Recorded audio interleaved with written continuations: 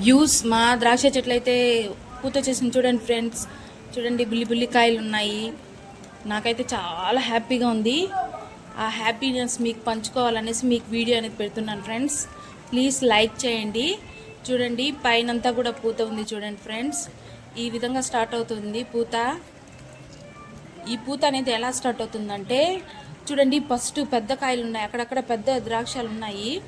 ఇవి ఇంకా పండగ టయానికి ఆ కోతులు వచ్చి ఏం చేస్తాయనేసి నాకైతే చాలా భయంగా ఉంది, బాధగా ఉంది ఫ్రెండ్స్. ఎందుకంటే పండగ అవి తిన్నా పర్వాలేదు. చూడండి పూత అనేది ఎలా స్టార్ట్ అవుతుందంటే ఈ తీగకు చివర్లో 2 తీగల్లాగా ఉన్నాయి చూసినారా.